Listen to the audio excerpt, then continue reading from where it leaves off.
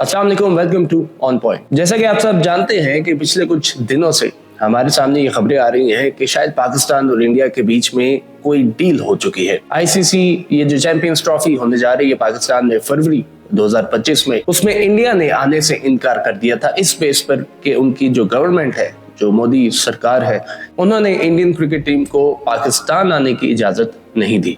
तो फिर इस पर एक ऐसा मामला उठा जो कि अब तक सुलझ नहीं रहा। हुआ कुछ क्योंकि इंडियन क्रिकेट टीम के इस ऐलान पर कि वो पाकिस्तान नहीं आएंगे, पीसीबी ने बड़ा एक सख्त स्टैंड लिया।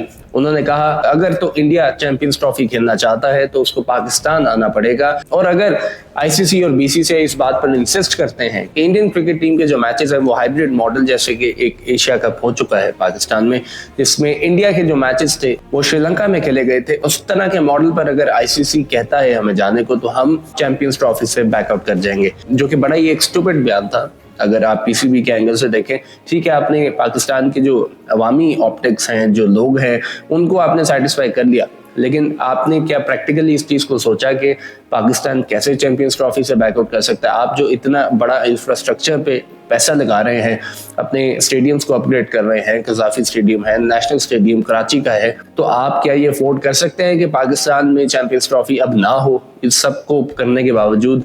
तो ये बड़ा ही अजीब किस्म का बयान था। ठीक है, आप बहादुर बन गए, आपने नारे लगा दिए, लेकिन अब आपने हासिल क्या किया? अब हुआ ये कि जी पीसीबी और इंडियन क्रिकेट टीम के जो ऑफिशियल्स थे, यहाँ से हमारे मोहसिन नकवी जो कि हमारे होम मिनिस्टर भी हैं, वो दुबई गए और इंडियन क्रिकेट टीम से उनके जो ऑफिशियल्स थे, और अब एक नई अपडेट ये थी कि जी जय शाह जो कि बीसीसीआई के सेक्रेटरी थे वो अब आईसीसी के चेयरमैन भी बन चुके हैं। तो ये एक ऐसी अपडेट थी जिसने इस मामले को मजीद उलझा दिया है। तो मोहसिन नकवी साहब जब 26 नवंबर को दुबई जाते हैं मीटिंग के लिए तो एक डेडलॉक सा बन जाता है। पीसीबी पहले डटा रहता है कि नहीं जी, आप चैंपियंस ट्रॉफी पाकिस्तान में ही होगी और Indian cricket team champions trophy आएगी। बेशक उसमें मुख्तलिफ प्लान्स दिए जाते हैं कि जी बेशक इंडियन क्रिकेट टीम अमृतसर में रुक जाए और मैच के दिन वो लाहौर आए, मैच खेले और वापस अमृतसर रवाना हो जाए। तो एक इस तरह का प्रपोजल भी दिया गया जो कि रिजेक्ट कर दिया गया। फिर उसके बाद मजीद इस तरह के ऊट पटांग से प्रपोजल्स दिए गए। प्रैक्टिकल रीजंस पे अभी भी पीसीबी नहीं आ रहा था जो कि होना था। ये बात सबको पता थी कि इंडिया पाकिस्तान नहीं आएगा। तो एक तो पीसीबी ने आंख फेरे रखी इस मामले से कि नहीं नहीं ठीक है इंडिया आ जाएगा, हालांकि अंदर से उनको भी पता था, पीसीबी को अच्छी तरह से पता था। अगर हमें बाहर के लोगों को ये समझ आ रही थी कि जी इंडिया नहीं आएगा, तो पीसीबी को कैसे समझ नहीं थी कि इंडिया पाकिस्तान आना अफोर्ड नहीं कर सकता है और इंडिया की बात माननी सबके लिए जरूरी है, क्योंकि इंडिया के पास पैसे हैं, पावर है, और इंडिया जब कुछ चीज कहता है तो वो उसको मनवाता भी है, क्योंकि दूसरे बोर्ड्स जो हैं वो इतने कोई ताकतवर है नहीं बशमूल पाकिस्तान के जो अपनी बात इंडिया के सामने मनवा सकें। हाँ, आप डटे रह सकते थे, वो आपने करके देख लिया, पर उसका कोई फायदा नहीं हुआ। 2 मीटिंग्स में डेडलॉक के बाद पीसीबी एक नई शर्त लेके आए जो कि थोड़ी प्रैक्टिकल थी। पीसीबी की कुछ शराइत थी जो कि उन्होंने इंडिया के सामने रखी और आईसीसी के सामने रखी। तो याद रखिए, ये आईसीसी का इवेंट है, ये बीसीसीआई का इवेंट नहीं है। तो यहाँ पर जो भी बात होगी वो एक गारंटी होगी और वो रिटर्न में होगी। पीसीबी ने सबसे पहले ये रखा कि जी ठीक है, आप पाकिस्तान ना आए, लेकिन हमारी शर्त ये है कि हम अगले 3 साल में जितने भी टूर्नामेंट्स इंडिया में खेले जाएंगे हम वहां पर नहीं जाएंगे। ये एक रेसिप्रोकल सा एक प्रपोजल पाकिस्तान ने इंडिया को दिया जो कि एक अच्छा प्रपोजल था कि जी अगर इंडिया पाकिस्तान नहीं आना चाहता टूर्नामेंट्स खेलने के लिए, तो हम भी जो पाकिस्तान है वो क्रिकेट टूर्नामेंट्स जो कि आगे इंडिया में वर्ल्ड कप होना है, T20 वर्ल्ड कप है, फिर आगे मजीद उनके इवेंट्स इतने ज्यादा हैं कि पाकिस्तान में तो सिर्फ एक था, इंडिया में तो कई सारे हैं।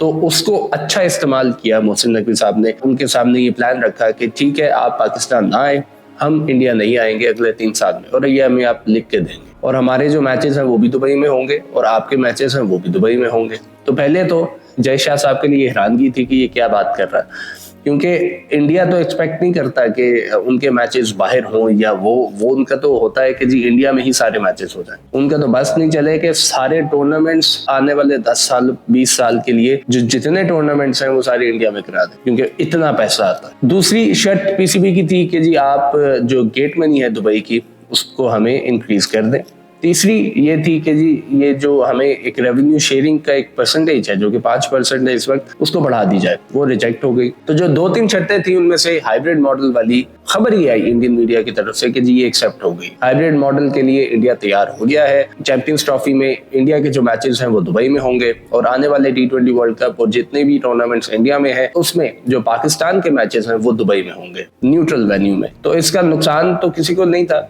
दोनों की एक बात रह गई, पाकिस्तान की बात भी रह गई और इंडिया की बात भी रह गई, लेकिन अभी तक इसकी कोई ऑफिशियल अनाउंसमेंट नहीं हुई।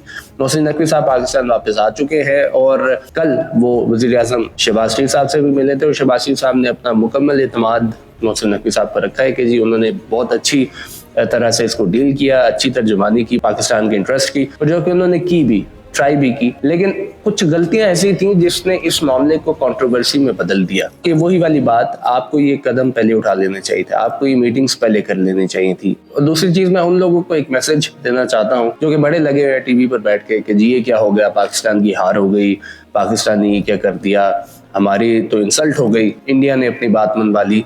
तो भाई साहब बात सुने, आपके पास ना तो पैसे हैं, पाकिस्तान क्रिकेट बोर्ड के पास इंडिया जितने पैसे तो नहीं है, पाकिस्तान क्रिकेट बोर्ड के पास इंडिया जैसे स्पॉन्सर्स नहीं है, पीसीबी के पास ना ही वो ब्रॉडकास्ट की पावर है और ना ही पीसीबी के पास कोई इतनी अच्छी स्टैंडिंग है कि वो अपनी बात मनवा सके। आप कुछ टाइम की टीआरपीस के लिए, व्यूवरशिप के लिए आपके दिल में जो मर्जी आता है बोल देते हैं, बट उसकी प्रैक्टिकलिटी नहीं देखते कि आया ये पॉसिबल भी है।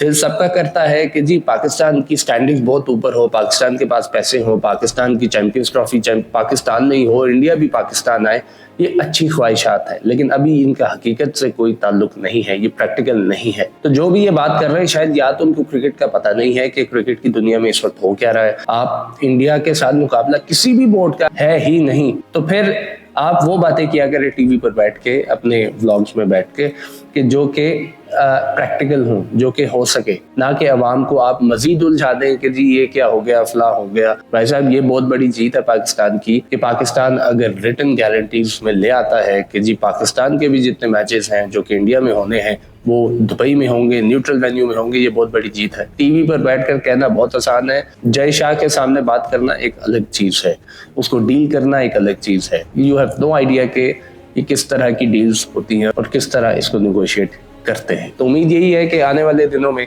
एक ऑफिशियल अनाउंसमेंट हो जाएगी और शायद मोहसिन नकवी इसीलिए इसको अभी तक एक्नॉलेज नहीं कर रहे कि ये डील हो गई है, क्योंकि अभी तक जो भी खबरें हैं वो इंडियन मीडिया के थ्रू हमारे पास आ रही हैं कि मोहसिन नकवी शायद वेट कर रहे हैं कि उनको रिटन गारंटीज मिल जाए, सारे डॉक्यूमेंटेशन कंप्लीट हो जाए, तो फिर ही वो कुछ अनाउंसमेंट करें, जो कि एक अच्छी स्ट्रैटेजी है। और स्केड्यूल भी हमारे पास शायद इस हफ्ते आ जाएगा और उम्मीद यह है कि 20 दिसंबर की डेडलाइन भी है। पाकिस्तान के जो कज़ाफ़ी स्टेडियम है, नेशनल स्टेडियम है, जो भी स्टेडियम्स अपग्रेड हो रहे हैं वो भी कंप्लीट हो जाएंगे।